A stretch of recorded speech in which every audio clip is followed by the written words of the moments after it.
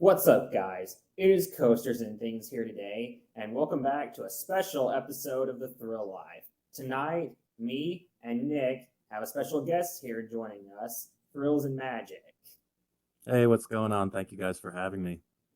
Of Yeah, course, man. Good to have you on. Good to be good to talk to you again, Nick. Yeah, so lots to dive in today. We saw Hersheypark. I guess we'll start right there. We saw Hersheypark reveal finally, after all this time. Oh man. Yep. it took them long enough, but we finally know about RMC Wildcat officially. It's gonna be called, it's gonna be called Wildcat's Revenge. The name, it's okay. I'm not really digging it. Yeah, I kind of agree with that. Yeah, I wondered why. I mean, I think a lot of people make comparisons to Phantom's Revenge, and I want to know, like, that one has lore. So, like, what are they getting revenge on? What's Wildcats? You know. The difference is Phantom's Revenge is actually a good name. It makes sense. Yeah. Because a Phantom actually does get revenge, like in a story. A Wildcat, no. Yeah. But it's better than Twisted Twizzler. I'll say that. Yeah. I was not a big fan of that name. I don't know about you, Andres, but I was hoping that it wasn't going to be called Twisted Twizzler. Yeah, I'm glad it didn't use any of the typical RMC, like Iron or Twisted or whatever. But Revenge, I don't know. I was joking with Nick earlier about, like, what's it getting revenge on, and I joked that it was all the people that were kind of poo-pooing it during its run as just Wildcat, and now next year it's gonna have a hot girl summer. Yeah. So I'll say this. Overall, the layout is a lot different than I thought it was going to be. First of all, I was not expecting it to have a straight drop or a giant stall either. I kind of figured it would have a 0G roll because majority of, I think every RMC has a 0G roll. Correct me if I'm wrong. Lightning Rod. Okay, well, excluding Lightning Rod.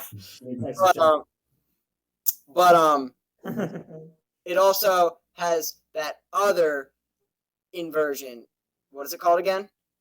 The step up underflip. It's the world's largest step up underflip. Yeah, their claims for these records is, like, I think every park is getting more and more creative with this, with their records, because nobody's going for tallest or fastest anymore. Although the speed kind of surprised me, what its top speed is supposed to be. Yeah, I'm a marketing major in college, so I understand where they're coming up with all this. It's a marketing plan. Always. Yeah, I'll list off the stats for the ride now. It'll be 140 feet tall, max speed 62 miles an hour, 82-degree drop, 4 inversions, 3,150 feet of track, and a duration of 2 minutes and 36 seconds. Yeah. Wow. How tall does that compare to the other RMCs out there? It is tall. It is taller than a good handful of them. It is definitely taller than Twisted Cyclone, Storm Chaser, Joker. It's taller than Medusa Steel Coaster. Okay. Isn't it like, how tall is Twisted Colossus? I can't remember at the moment. I don't know, but I could maybe do some RCDB filtering and. It is not taller than Iron Rattler, though. I know that it is not taller than Iron Rattler. So if it's not taller than Iron Rattler, it's definitely not taller than the 200-footers, obviously. Yeah, because it's taller than Twisted Timbers by about 20 feet. Okay. Did you find how tall Twisted Colossus is? I will gladly do that right now. Okay, I was going to say this while he's looking that up. I was a little surprised just because of all of the recent attractions that Hershey has added the last, 5 years. I mean, you can argue that Jolly Rancher Remix is a new attraction, even though it's literally just a retheme. But some like to say it's a whole new attraction. But you look across the board, Reese's Cup Fusion, Candymonium, Jolly Rancher Remix, mixed flavored by Jolly Rancher. You would think that they would have kept this going with the whole candy theme.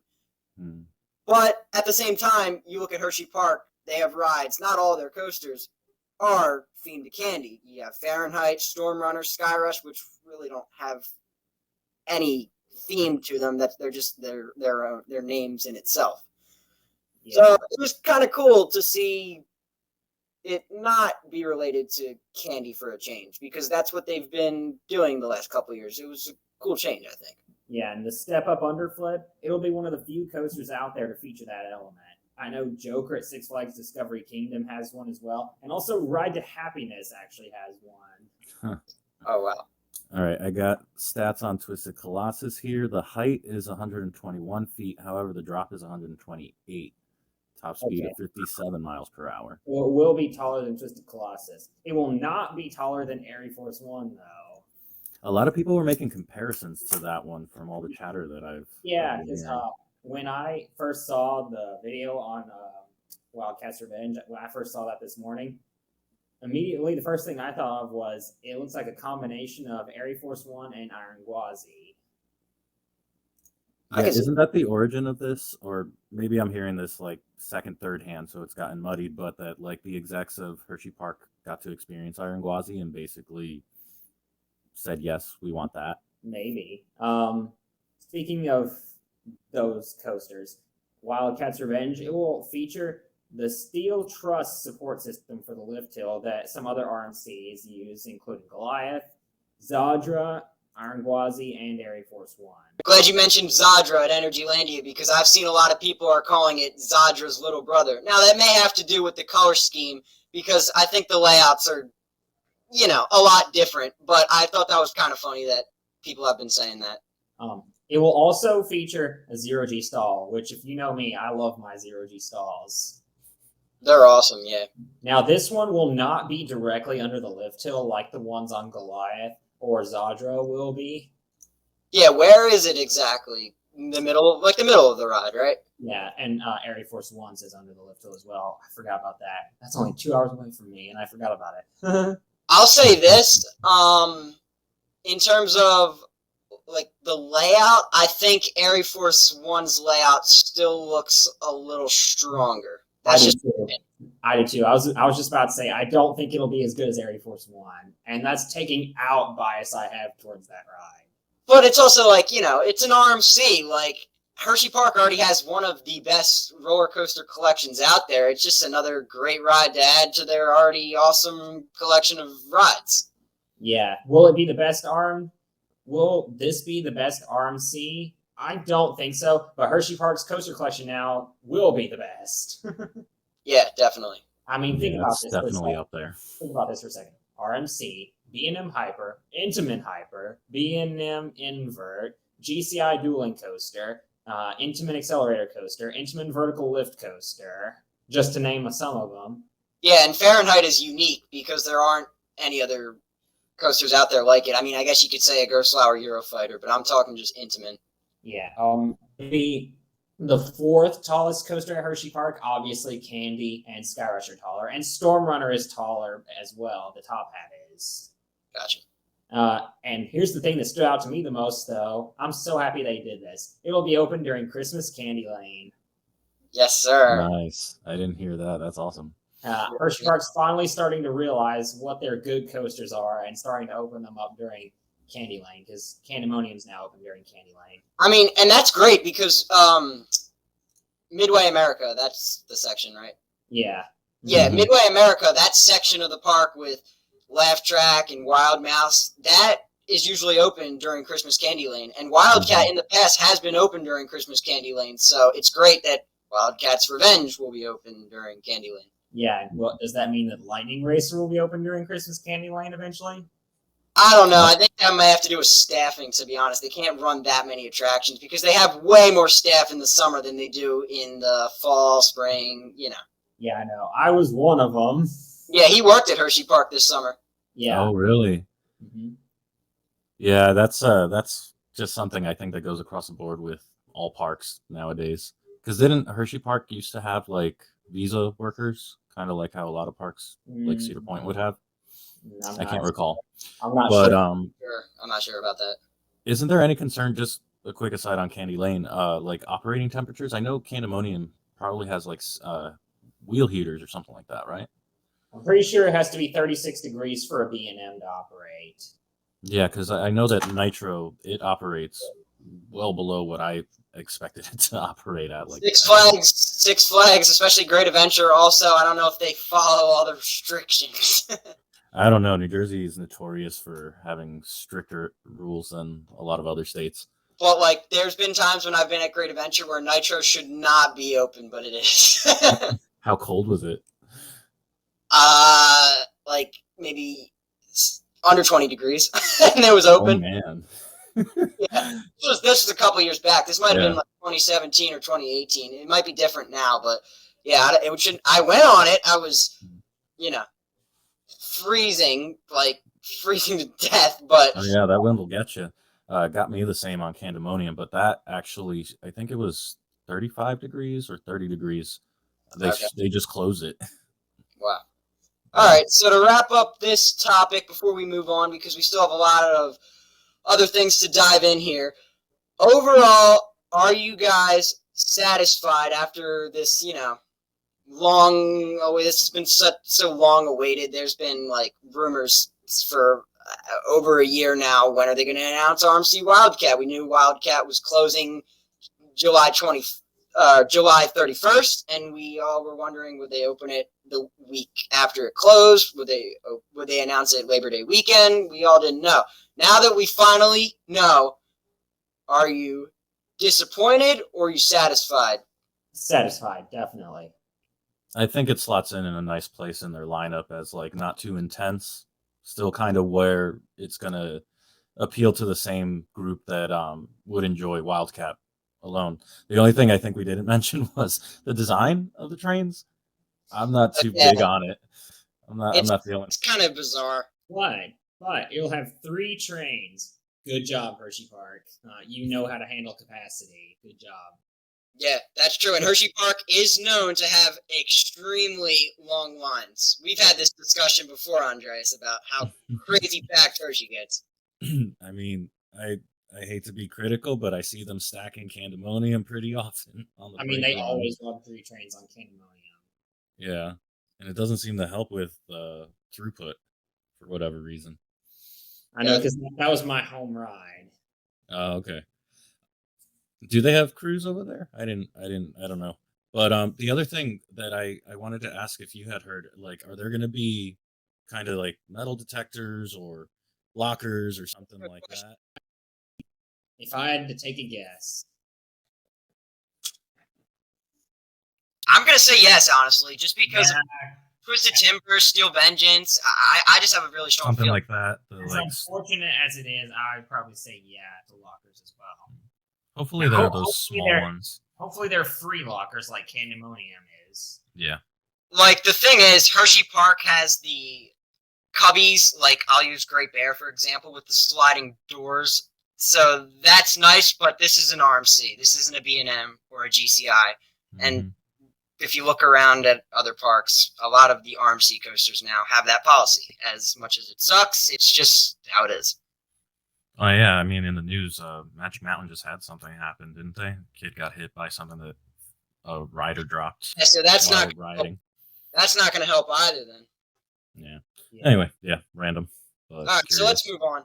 Yeah. Our next topic, I don't know if you've read anything about this, Andreas, but Jason, I know you did some research about this, so why don't you talk about this? Yeah, so Efteling's attraction coming in 2024. I'm probably going to say this wrong. It'll be called Danse Macabre. Again, I probably butchered that name big. But that is French for Dance of Death, actually. That's what that translates to in English. Okay. Supposedly it's a new dark ride of some sort. It will have a ride system not yet constructed on any other ride in the world. It will feature a turntable that's 18 meters in diameter, or almost 60 feet in diameter, with 6 smaller turntables on top of it that rotate. Each of the small turntables will have seats, or choir stalls, as they're calling it, that seat up to 108 people in total. The turntables, they will reach 20 meters high, and they will rise, tilt, fall, and spin before it falls flat. That's what the park says. And the park themselves, they are claiming that it will be the creepiest part of Efteling. Wow. Very interesting. This is replacing something too, right? Is it? I think I've heard some noise. So I have a friend who is home park is Efteling. She's in the Netherlands, and I think there's like a haunted house, haunted castle type of dark ride that's in that space where the expansion is happening.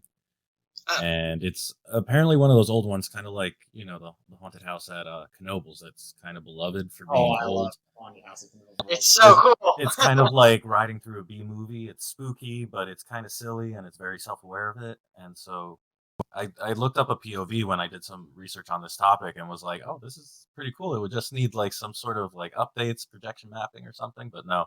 So like there's some diehards out there that are upset about this, although the video for it looks really cool. I've never seen any sort of ride system like that. So is it supposed to be a thrill ride then? No, I don't think so. Yeah, probably not. But I was going to ask you guys this. Where do you think it fits in, like, Efteling's collection of rides? Like, they have a pretty solid collection of roller coasters and just rides in general, right? Yeah, they have Baron 1898, obviously, Joris and Midrock, Python, Flying Dutchman, Max and Morty's. Is that what it's called? Something like that. New family powered coaster that has 2 tracks. And then there was one more. I can't remember the name of it, I think. Gotcha. Vogel Rock or something like that. Something like that. Wow. Yeah, really interesting. If this ride, and Intamin is notorious for having a lot of downtime, just all their rides, not even just roller coasters in general. So curious to see if this ride will be reliable and if other parks, especially in the United States, will look to add one of these attractions. Yeah, and I actually didn't even know it was being manufactured by Intamin until you just said that.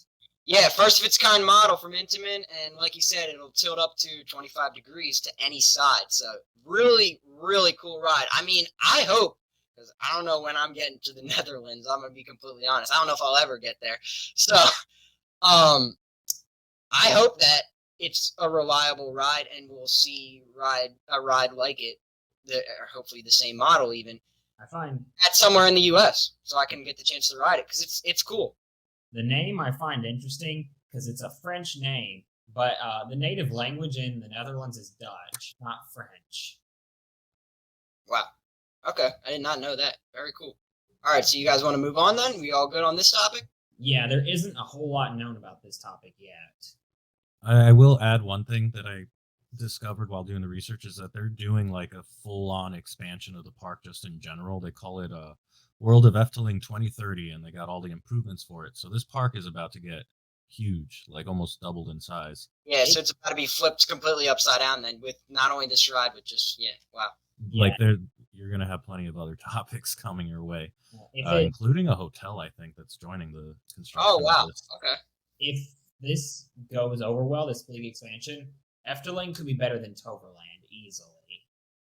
Oh, yeah, for sure. I mean, their flat rides, I think they have 2 of some of the best in the world. I saw a POV for Dream Flight, which you guys should watch if you haven't. It's like mind-blowing what the stuff that they do in there. Like for, you know, a non-Disney dark ride, it's pretty awesome. Don't they have a Vekoma Madhouse there, like Houdini? Is this the park that I know there's at least one other in Europe? I forget where though. Well, let me ask you this. Correct me if I'm wrong. The 2 parks in the Six Flags chain that have a Houdini or a Vekoma Madhouse are Great Adventure and New England, right? Just those 2? Yes. Yep. Mm-hmm. Gotcha. All right. So while he's looking that up, we'll jump into our next topic here, and then you can, if you find the answer to his question, feel free to let him know at any point of the show. So now we're going to talk about an all-new amusement park / entertainment complex that has been announced, the Oasis at Lakeport. It's going to be located in Missouri. It will have multiple flat rides, roller coasters, and a 200-foot observation tower. So are we looking at another American Dream Mall? What are we looking at here? It won't be American Dream because this will be outdoors. But I'm saying, like, with so many attractions, like, you got the flat rides. I read that there will be some sort of shopping around. Maybe it'll be like a downtown Disney somewhat. Maybe. So this will be a $300 million development. It's still in the development phase right now. Assuming it gets approved. Construction would start in 2023, and they want to get this thing open by 2024, which is mind-blowing to me because they haven't even broken ground on it yet, and they're wanting to open it a year and a half after they break ground on it. With a project this big, I don't see that happening.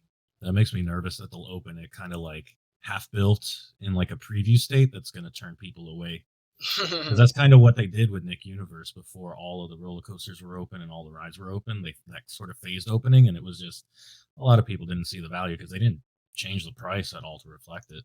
Yeah, it'll be an entertainment district at Lake of the Ozarks in Missouri. It'll be year-round, open year-round, and it will feature 20 acres of amusement rides and attractions, as well as hotels, restaurants, a marina and boardwalk, and an amphitheater. That's what really got me, is they're going to have an amphitheater. So are they going to have their own concert series there? Maybe.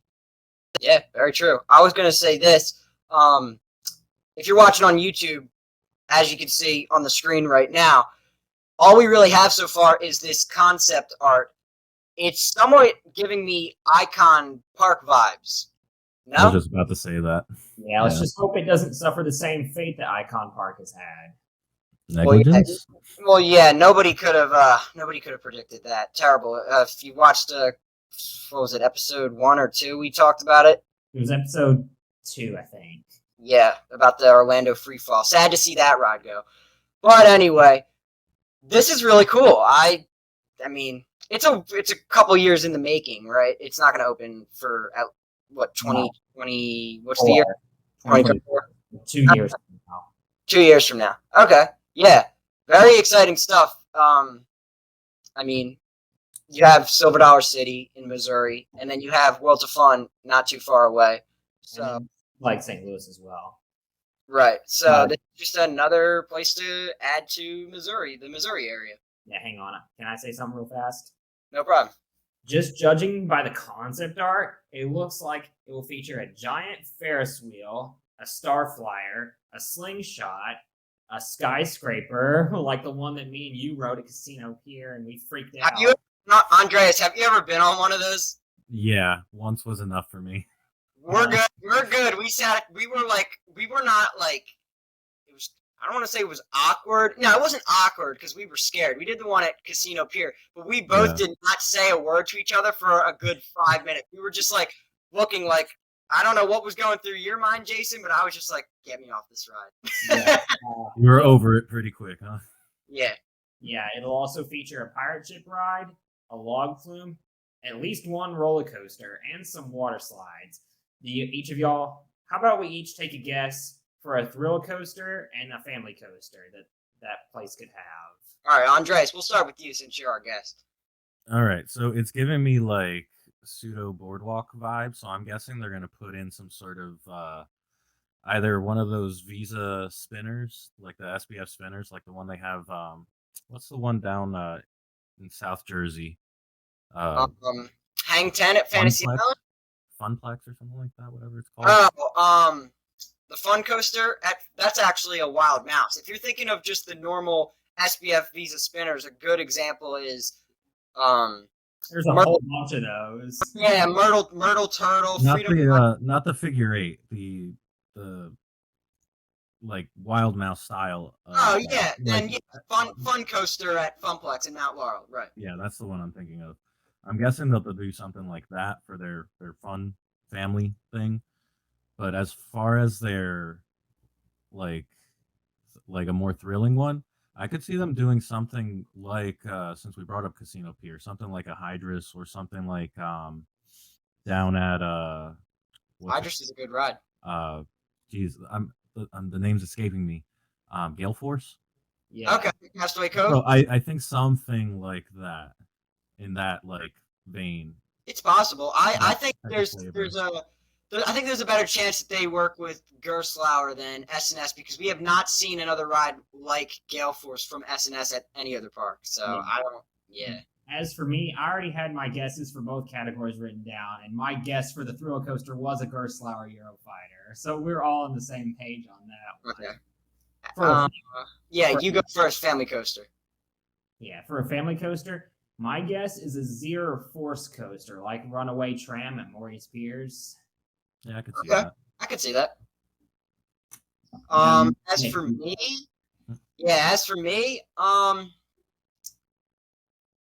you know, this may sound a little far-fetched, but I could see a ride like Nickelodeon Slime Streak. I could see a ride like that towers over the park and is like a really cool ride at night with the entire park lit up. I could see something like that. That would be cool. Yeah. Slime Streak is a good ride. It's not the smoothest, and the trains are kind of bad, but it's a little painful. It's cool for a park like that, and I think it would be cool for a park like the Oasis as well. And what's your guess for a thrill coaster? Gerstlauer Eurofighter. Okay. We like what we like. We were gonna say RMC Raptor for a second, Nick. Nah, not there anyway. All right, so let's move on. Andreas, you were just at Orlando. You went to Halloween Horror Nights, right? Yeah, I was down at Universal. Yeah, for a couple of days, and I did 2 days at Disney. Yeah. You did? Okay. So, meet and greets are back at Hollywood Studios. So did you go to Hollywood Studios when you were just there? No, I did 2 days. One at Epcot for Cosmic Rewind, and then one for Magic Kingdom, just to exist on Main Street, basically. How many meet and greets did you notice around Magic Kingdom? Because there's really not many at Epcot, right? There's a few at Epcot, but just in general, they've kind of scaled back on meet and greets and are opting to do some sort of like, I don't know what category you put it in, but like Tiana sometimes does sets in Liberty Square, next to the Hall of Presidents, and she's just waiting out of one of the windows where the Muppets used to perform. Oh, the Great Moments in American History show, yeah. I never got to see that, but I heard it was really cool. It was really good, but they stuck her up there and just had her waving, and this ties into a bigger theme of just entertainment struggling to hire. Yeah, seriously. I mean, I think a lot of it has to do with it started to fade away with COVID, and they didn't want characters hugging because of the whole social distancing and everything. But slowly coming back, it's cool to see that Woody and Buzz from Toy Story will be back at Hollywood Studios because Toy Story Land is not that old, and when Toy Story Land just opened and was finished, there was the pandemic. So now it's for people that are at Disney World, it's especially little kids, it's got to be cool to be able to see Woody and Buzz roaming around again. Yeah, because I went to Disney and Toy Story Land's opening year at Hollywood Studios, and I remember there were little kids lined up for so long to meet Woody and Buzz. But that was what, 2019? 2018. Okay, wow, Toy Story Land is that old now. So then there was 2 years of meet and greets, and then for the last 2 years, it's been kind of and for Star Wars Land, it was even less than that. Yeah. Yeah, have they even opened up where the other meet and greets were? Not in Galaxy's Edge, but that other space that they have for it. Oh, like the Pixar place? No, it's is it called a launch bay or something like that? Where the animation courtyard used to be. Oh, yeah. I don't know if they've reopened that. I'm almost positive that is back. I think you can meet Chewbacca in there again, but I don't think Edna Mode is back at Pixar Place with the whole Incredibles, because that's kind of what they turned Pixar Place into, like an Incredibles section, and I think that's probably on their list of plans to revamp in the next couple of years. It's kind of like a dead zone because that used to be you used to walk through there to get to the backlot tour and Streets of America, and now it's kind of just a dead end. So curious to see what they'll do with that section in the future. I miss Streets of America. I know it was kind of cheap. I know it wasn't very good, but I miss it. So do Isn't I. that where they did the Osborne lights or something as well? I've heard good things about that. I never got to experience it. But I've heard good things, like good memories of that area, despite it not being, the most impressive theming. Yeah, Honey, I Shrunk the Kids play area, Lights, Motors, Action Show. There was when Muppets Courtyard was, when the Stage One Company store was actually open, and just like there's so much that's just changed over the years at Hollywood Studios. But I'm actually going back for my high school senior trip in May, so curious to see Ron? what has changed in the coming years. Like Yeah, the you're last going to go Disney and Universal. That's so unfair. Yeah, my school does a day or 2 days, I'm almost positive, at Universal. A lot of my friends are not going because it is expensive, but I've been saving up the last couple of years because how could I, Mr. Theme Park, not go on my high school senior trip? Or at least that's what my friends call me, Mr. Theme Park. Hopefully Tron is open for you by then. Yeah. That'd be cool. May, I feel pretty confident by May it'll be open. Yeah, no, fingers crossed. I mean, they've had that happening for 5 years now. Yeah. All right, so we got our last topic here. This one really caught me by surprise. Well, I don't want to say it caught me by surprise because this has been in the talks for years to come. I was actually surprised when Universal added DreamWorks Destination because it's where a day in the park with Barney used to be, I'm almost positive. Yeah, that was that stage area, I think. So Woody Woodpecker's Fun Zone is closing in January. It includes, I forgot to put this on there, but it does include Woody Woodpecker's Nut House Coaster, Five-O's Playland, which if you don't know what that is, it's an entire kids area themed to a 90s, I guess you could call it an sketched animated film, An American Tale, which no kid would know that in this day and age, but it's still a cool area. It has a water slide, so that'll be gone. Curious George and DreamWorks Destination, but E.T. is safe as of now, which is... Yeah, that's one of the park originals. Yeah, that's the most important thing. And you know what? Those jerks, the way that they wrote their announcement, it was E.T.'s safety was spelled out in like the second paragraph. And I'm like reading, all stressed out, like, where's E.T.? Where's he? Oh, okay, good. Almost got me. I'll say that. A strongly written letter. I'll say this. So like I said, this has been in the talks for years now about like how much longer will Fun Zone be around. I think if there was no pandemic, Fun Zone would have been gone like 2 or 3 years ago. But now that we know all about Epic Universe and that Nintendo Land is going to, or what is it called? Super Nintendo Land? Something like that. Yeah. Now that we know that Nintendo Land is going to be at Epic Universe, what do you see coming to this spot? Because it's a good amount of land in the park there. Quick question. With that land closing, will Woody Woodpecker's Nut House Coaster, will that actually be removed or will it just stay there and be rethemed?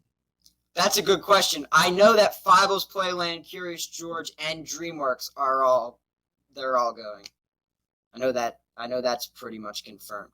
As for Woody Woodpecker's, yeah, I mean, I don't know. Maybe they could just retheme that area and keep Woody Woodpecker's because studios have 2 roller coasters. They have Mummy and they have Hollywood Rip Ride Rocket. So they don't really have a kids coaster. I know over at Islands of Adventure they have Flight of the Hippogriff, but that's pretty much it. So what if you had to make a prediction, Andreas, what's your prediction?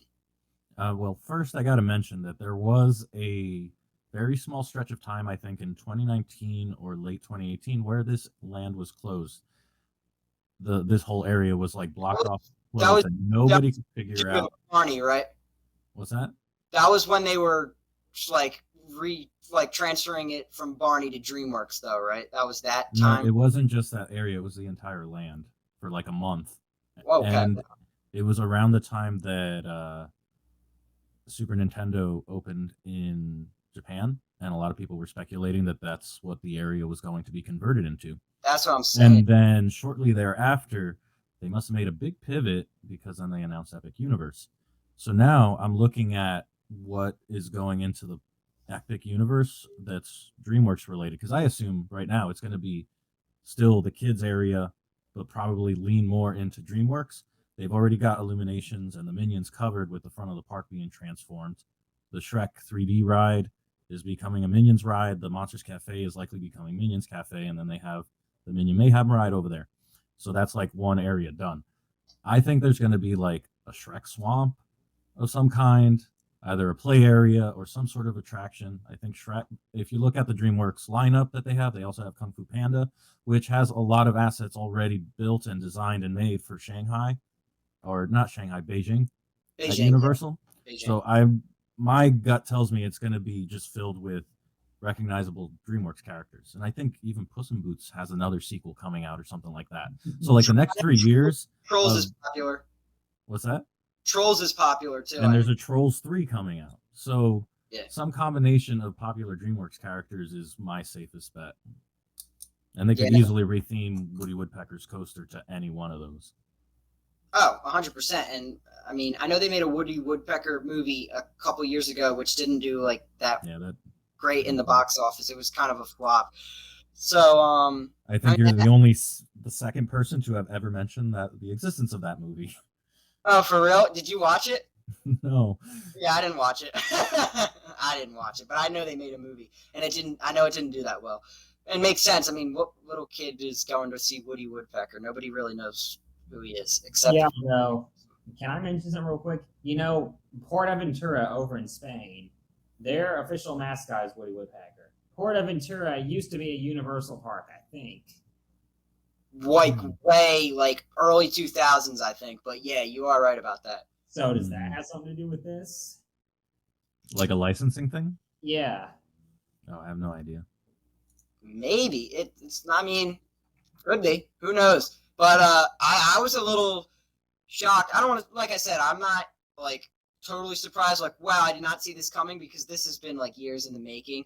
But it was a little out of the ordinary, especially like in November for them to announce this. It was just kind of like a weird, I guess, time for them to announce this. But I'm glad E.T. is staying because E.T. is such a classic, such a cool ride. Yeah, I was fortunate enough to do that ride a long time ago. I hope they update it or something. A little bit. I mean, something. Yeah. It could use a little TLC, but I mean, it's the original, like what it was back in the 90s. Like, it's the only ride in Universal that's the same. I guess you could say Men in Black too, but even that has gotten some upgrades over the years. Mm-hmm. All right, Andreas. So we always have a special segment at the end of our shows, at the end of our episodes. I don't tell Jason what they are. I just come up with them on the fly. So, like, in the past couple weeks, like our past couple episodes, couple of the questions were like, rank all the B&M coasters from your least favorite to your favorite food location at your home park. And he went with Till and Harvest at Dollywood, which is a Mexican place. Favorite hotels. Yep. But today I figured, just since you're on the show, it has to be Disney related. So here is today's question. Rank the 4 Walt Disney World theme parks from your least favorite to your favorite, and why. So, Andreas, we got to start with you because of the 3 of us here, you cover the most when it comes to Disney. Yep. Okay, so this is. Should I start from 4th to 1st, or go from 4? Yeah. Okay. My 4th and least favorite is actually Epcot. Historically, love that park, but right now, and for the last 4-5 years, it's just become the festival park. I've seen a lot of sloppy drunks, and they need to get moving on their construction projects. And didn't they just axe the thing that was coming to Wonders of Life, the play pavilion? Right now, it is still in just dire straits to me, and is just the festival park because they have nothing else really going other than living with the land. You were just there. So is the entrance still you got to walk all the way around? You got to take a right over here and then avoid this, and then get funneled into between the construction walls, and then you'll get released into the park. I hope that's gone when I'm there in May. That's gonna be annoying.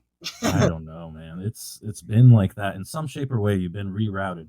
As soon as you make it past Spaceship Earth, there's been a number of times where I've gone after a month or two, and everything is flowing a different way.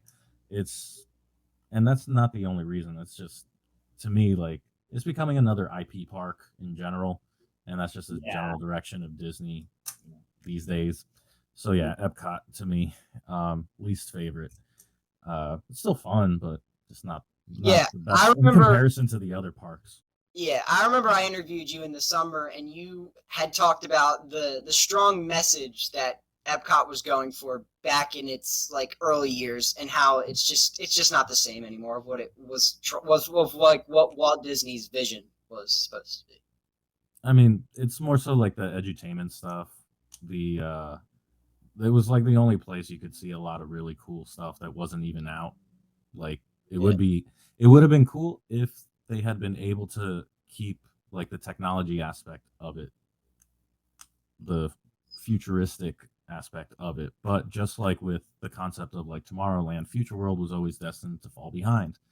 And that takes money to stay on top of and requires a lot of investment. And so after the initial investment was made and started to outdate itself, they went with the most economic route, which is let's add rides that can stand more time than what it was, because a lot of the companies involved were sponsoring that stuff. So they would just bring like, here's our check. But imagine if they linked up with like the bigger technology companies today and had them put their like prototypes and stuff like that in there. People would get excited about stuff like that. But anyway, I could go on and on about how Epcot inspired me to become a scientist, but I'll go to number 3. My third is Animal Kingdom. I love that park, but it's hot. It's very large. They don't really have any sort of night show, even though that they've tried a couple of times. Yeah. I'm not the biggest fan of Dinoland. I think it's been kind of wasting away since like Primeval World closed, and That's been gone for how long now? 3 years, I think. Yeah. 2 years, something like that. Yeah, it's been, but like the out of box stuff just like doesn't fly. I don't know why that hasn't been rethemed yet. Dinosaur just in general is starting to fall apart. They've never fixed the Yeti, even though I love Everest. You know, that's a great ride, but yeah, Animal Kingdom, I don't give enough love because it hasn't changed much. Gotcha. All right, Jason. So since he went right into his number 3, mention your number 4 and your number 3 here, and then I'll hit mine as well. All right. Number 4 for me is Magic Kingdom. I know. For a lot of people, Magic Kingdom is their favorite Disney park. It's my least favorite because while it's really big and has a lot of rides, it has a good atmosphere. It lacks some sort of charm to me. I like the other 3 Disney parks better because they all have a distinct theme to them. Epcot's themed to the future. Hollywood Studios is themed to movies. Animal Kingdom is themed to animals and wildlife. Magic Kingdom is just themed to itself, I guess you could say. Yeah, it's I guess the best way to describe Magic Kingdom is like you're able to enter different worlds. You have Frontierland, you have Tomorrowland. They're all, each world is supposed to feel different, I guess. Yeah, don't get me wrong, since they do have some good rides. Space Mountain and Big Thunder Mountain Railroad were 2 of my childhood favorites when I was a little kid. I do like Haunted Mansion and Pirates of the Caribbean. Both of those are Haunted Mansion great rides too. But some rides, I can't help but feel kind of towards them, especially rides like Small World. Ugh, I've always hated that.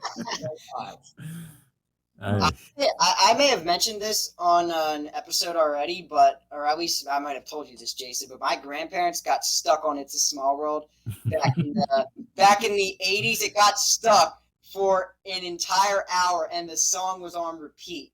Oh, they didn't have the courtesy of turning off that song, because wow, I feel like that's torture in some countries. It might be covered under the Geneva Convention. Now, honestly, you go to Magic Kingdom for the atmosphere, not really the rides. The other 3 parks, you go for the rides. I know. I will tell you why Magic Kingdom is higher on my list, but we'll get to that. Sorry. All right. So let's hear your number 3 then, Jason, and then I'll go. Number 3 is Epcot. Okay. I like Epcot for what it is. Epcot lacks rides, though, in general, because okay, Epcot is more about like going for the like countries in the back. What's it called? Future World or whatever in the back of Epcot. You mean the Or- countries is World Yeah. Showcase? The countries is World Showcase. Future World is like the front, right, with like Spaceship Earth and That Yeah. got rebranded. Yeah, so They're all different worlds now. So there's like World Wow. Discovery and World Nature. and- Spaceship Earth. it's so different. I haven't been to Disney since You're gonna see. You're gonna find out. 17. It's been a minute, yeah. Yeah, they wanted to literally get rid of all of the mentions of the future. Yeah, Spaceship Earth, I don't like as much as I used to. I know it's iconic because it's in the ball, but as a ride, it's just okay. Now, don't get me wrong. I love Test Track. I love Test Track a lot. Best ride in all of Disney World, in my opinion. Cosmic Rewind could change my opinion, but as of right now, I'm rocking with Test Track all Yeah, day. I also like Soarin', even though I know some people don't like Soarin' that I like Soarin'. Yeah, I like Soarin'. Some other rides though, they are just kind of like Living with the Land's okay. It's just a time killer as far as I'm concerned. The Seas with Nemo and Friends, that's at Epcot, right? Yes. Yeah. Yeah. I like that ride. I think it's They're cool. all charming in their own way. I think the one that most people agree is terrible is Mission Space. Well, yeah. Okay. Last time I went to Disney, I did the orange side for the first time, and it actually gave me a headache. So whenever I go there, I'm sticking to the green side in the future. Yes. But It's an intense ride for no good reason. one ride though that really angers me is Frozen Ever After because I loved Maelstrom. Okay, and I don't really like the Frozen films, so I don't like that they went and redid Maelstrom into Frozen Ever After. Well, like he said earlier, Epcot, they're just like all the other 4 Disney World parks. They're starting to become an IP park, sadly. Yeah, they want their characters everywhere. And what's worse with the Maelstrom shift is it wasn't just the ride; it was the entire. Like Norway is now all frozen. Yeah, for real. All right, so my number 4, my least favorite, is actually, this may come as a surprise, it is Animal Kingdom. Okay, I was about to say, if you say Hollywood Studios, something's wrong with you. Nah, it's not Hollywood Studios. Animal Kingdom. I have not had the privilege to experience Avatar yet. So, could this spike on my list after I go back to Disney World? Possibly, because I hear awesome things about Flight of Passage, Navi River Journey. Yeah, the entire land. I mean, I've never really cared for like the Avatar films. I got to be completely honest. I don't know that many. I don't know that many. You aren't excited for the sequel? No, I saw the Don't trailer. have your tickets pre-ordered? I saw the trailer, by the way. It looks, I'll tell you, Avatar makes that park much better than it was before. Yeah, Okay. if you like immersive lands, and if you can experience it at night, because they have it designed where all the leaves and stuff are Glow at night. glowing. There's bioluminescence. It looks so immersive. I'll say that. Mhm. But they also have Everest. They have Dinosaur. I don't think Finding Nemo the musical is there anymore, but I thought that was pretty cool. It is. It's back? It's back, but I think it's abbreviated. Like they shortened the length of the show. Okay, because I remember really liking that show. Festival of the Lion King. There's a lot of really good places to eat around Animal Kingdom, but as a whole, compared to the other parks, yeah, I'd probably say it's my least favorite. Number 3 is going to be Magic Kingdom for me. And like Jason said, a lot of people have this as their number 1. But for me, I don't really care for like the Disney princesses. I love anything that has to do with Haunted Mansion. Like last fall when Muppets Haunted Mansion, that special on Disney Plus came out. Andreas, we've talked about this all the time.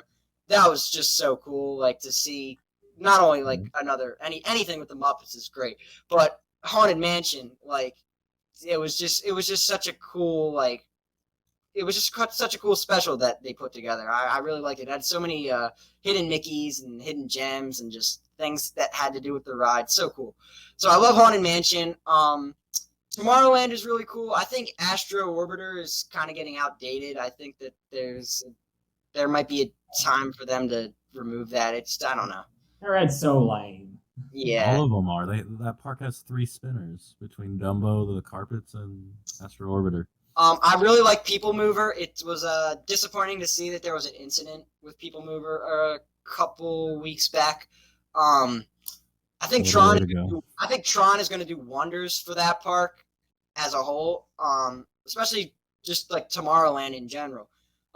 Monsters Inc. Laugh Floor is still there. I always thought that was cool, but I mean, I thought that was like hilarious when I was a kid. I don't know if I'll find it as funny now as a teenager, young adult. So we'll see. But yeah, my number 3 is Magic Kingdom. So Andre, the People Mover is so unusually satisfying. It's so cool, and you can see Space Mountain when you're riding it. Awesome. So Andreas, hit your number 2 and your number 1, and then we'll do our number 2 and number 1. Yep. All right. So my number 2 is Studios for the vibes and for it being at least the location where like Tower of Terror is. I appreciate all the tech and stuff and theming that's gone into like Galaxy's Edge, just Muppets 3D, but mostly it's the vibes. It's still there. Yeah. And then number 1 is obviously Magic Kingdom, but I'd say more so I enjoy that one because of like the photography and stuff that I do, because that park was so well designed in terms of being photogenic. Just everything. There's so many like photo ops at that park. It's awesome, especially just the entire like front entrance and the entire Hollywood Boulevard. Like yeah, exactly. So like all the stuff that you're saying, and then that's the only place you can really find classic dark rides from Disney in all 4 parks, other than I guess Spaceship Earth. There's really not many of them. I'm glad the Chinese Theater is still there. I'm glad that they didn't take that down. I do miss the Great Movie Ride, but I think I will enjoy Mickey and Minnie's. It's such a big step up, in my opinion. I wish that they had just updated the Great Movie Ride, but with movies that people actually have heard of, because the only one that I actually like knew was, well, I guess I kind of knew like 2 of them. Wizard of Oz and Mary Poppins were the 2 I could recognize as a kid. I love Mary Poppins. You didn't know Alien? Oh yeah, that's right. Alien was in there. Okay. Mm-hmm. So I guess I did know more. Yeah, but in terms of technology, Mickey and Minnie's is like a huge hit. Yeah, no, it's ridiculous. I hope is it really as good as people say it is?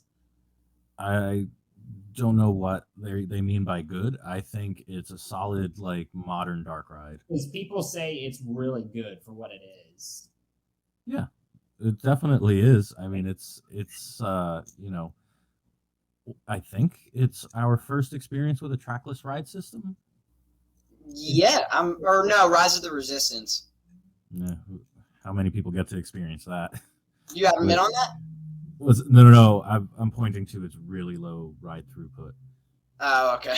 Like Mickey and Minnie's Runaway Railway has a lot higher capacity. That's good. With like riders per hour, and never needed to be with the boarding groups or any of that. If I that's right. good to know. That doesn't surprise me though either.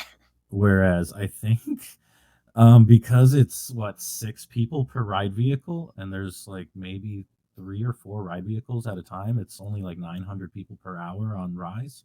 Yeah, like it's down there. It's tough. Those lightning lanes are, man, there's something, because they go quick because it's so, and it sucks that it is a great ride, but not many people get to do it each day. So it's tough if you're like that once in a while visitor. This is your number 1, yeah. Yeah, so Magic Kingdom, for similar reasons, although in terms of like photography and stuff, and also the night show, like I'm a sucker for the fireworks and taking fireworks photography, so that's always fun. It's usually got the best snacks. Terrible dining options, but the snacks are usually, that's where they're located. Anything that's interesting or new. Pirates of the Caribbean, Haunted Mansion, and Big Thunder Mountain, 3 are my favorite rides. They're all right there. Jungle Cruise as well is a unique one. Tomorrowland needs a lot of love, but the People Mover is there, which is great. we'll see what Tron brings, and maybe they'll use that as a reason to bring down Space Mountain and actually do something with it. They still haven't reopened that weird circus area, have they? Speaking of character meet and greets, I don't think they brought any of those back yet. Yeah. But in general, it's the solid park for like being a castle park, with the Back where, distinctions and all that. Back where Barnstormer is the circus you're talking about, right? Yeah, it's Pete Silly Fantasyland? Circus or something like that. It's somewhere back there, yeah. It's in the Didn't it what's a that? long time ago? Didn't it used to be called Mickey's Toontown Fair? Yes, Wild. Yeah, Wild. like 15 years ago or so. It Like was way before Toontown. Seven Dwarfs Mine Train, yeah. 'Cause I Yeah, remember- Seven Dwarfs Mine Train and the circus came with the new Fantasyland expansion that happened, I think, 2012, 2010, when they added all that stuff. What'd you say, Jason? The first time I went to Disney, it was still called Mickey's Toontown Fair. Mhm. That area. Okay, gotcha. All right. Yeah, Seven used Dwarfs Mine to Train. be a lot better back then. So yeah, Magic Kingdom is your number one. Jason, hit us with your number 2 and number 1. All right. First off, though, Seven Dwarfs Mine Train. That's a ride that always makes me mad. That ride gets Don't like so dwarves? off the lines for no reason.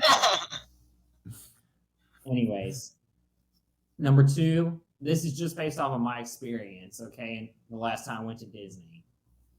Number 2 for me is Hollywood Studios. Now, I went in 2018 the last time, but after Toy Story Land opened, before Galaxy's Edge opened. So I haven't experienced Galaxy's Edge yet, but I think when I do, that'll probably push Hollywood Studios up to number 1. But I love the rides at Hollywood Studios. Like Tower of Terror is so cool. It's one of my favorite drop towers and dark rides ever. Rock and Roller Coaster is solid for an indoor launch coaster. It's not my favorite Disney coaster, but it's up there. My favorite ride at Hollywood Studios is actually Toy Story Mania. I know. I sound really GP saying that, but I love that ride. And also Slinky Dog Dash is pretty good for what it is. Okay. Very cool. And then oh yeah, you still got your number 1. Sorry. Yeah, number 1 is Animal Kingdom. So I went in 2018 after Pandora opened. Obviously, I had heard so many good things about Pandora, and it lived up to the hype. Flight of Passage is my favorite Disney ride that I've done. Period. And it's my parents' favorite Disney ride as well. And they've done Rise of the Resistance. I haven't, but so Flight of Passage, it was worth the very long wait I had for it. I'll say that. I waited a very long time for it, but it was worth it. Expedition Everest is my favorite Disney coaster out of the ones I've done. Now, I haven't done Cosmic Rewind yet. Also, I liked Dinosaur. Now, the last time I went, it was down, which was depressing. So I haven't ridden it in 8 years, which is sad. And the happiest thing that happened for me to that park was the removal of Primeval World. I hated those rides so much.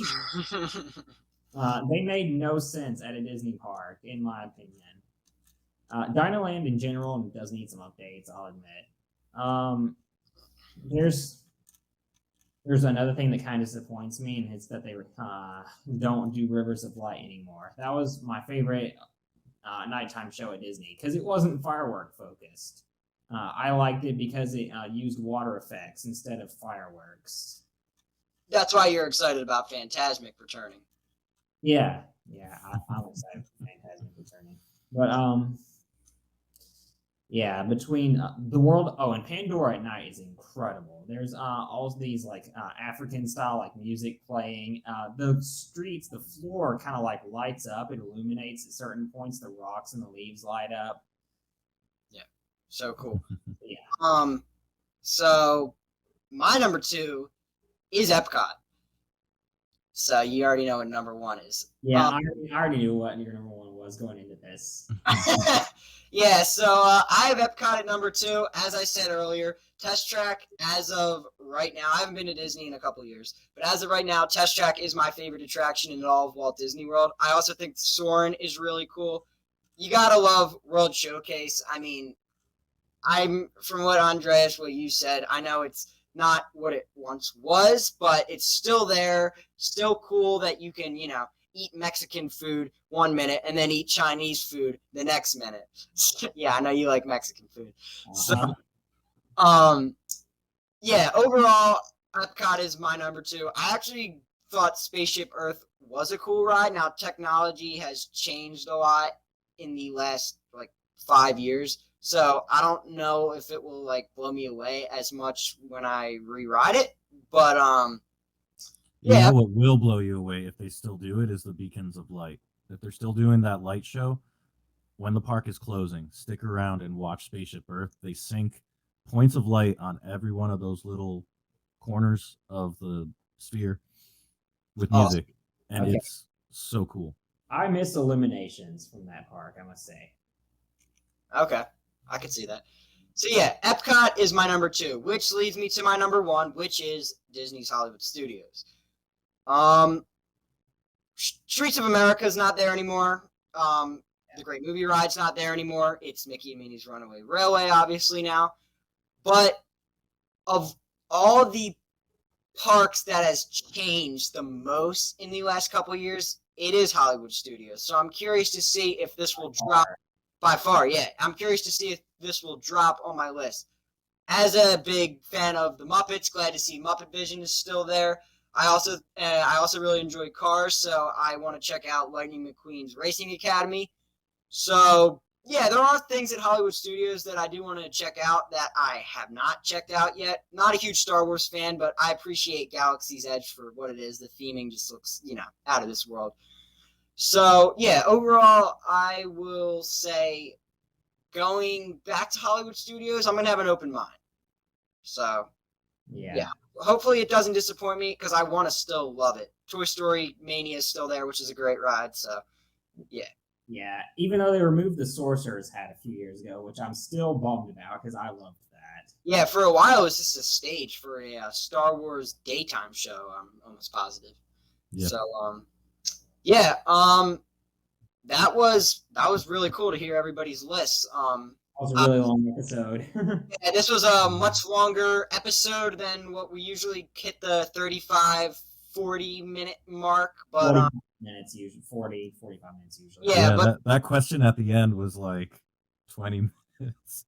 Yeah, but we all felt real strongly about our ranking. I would say that most of those parks are like interchangeable on any given day, to be honest. There's good things, there's bad things, and as theme park fans, there's something to appreciate and things that could be better. Yeah, the last time I went to Disney, I actually park hopped 5 times in one day between Animal Kingdom and Epcot. Jeez. Wow. That's not close. They're not close. This will probably take a lot. This will probably take about a half hour to download to my computer for me to edit. So I will keep you two updated on how editing goes. And as for all of our viewers or listeners on YouTube, Spotify, Apple Podcasts, wherever you're checking out this episode, appreciate you listening. So Andreas, where can we find you? Before I get to that, I almost forgot, and I know your listeners or watchers did not forget, but yes, there is indeed a Vekoma Madhouse at Efteling. Oh yeah. Everybody can find me at Thrills and Magic, A-N-D, not an ampersand. Thrills and Magic, basically everywhere. Yeah, and most of our viewers are probably, at least watching this episode, are fans of your channel. So where to find us? You could find me at beyond_the_thrills on Instagram, and you can also subscribe to my YouTube channel. I post about twice every year, and yeah, that's pretty much all you got. And then obviously you are watching here on Coasters and Things. So Jason, you want to sign us out? Yeah, you can also follow me on Instagram at Coasters and Things as well. So thank you guys so much for watching or listening. Thank you so much, Thrills and Magic, for joining us tonight. Yeah, thanks for inviting me. Appreciate that. That was awesome. And this is Coasters and Things, Beyond the Thrills, and Thrills and Magic, signing out.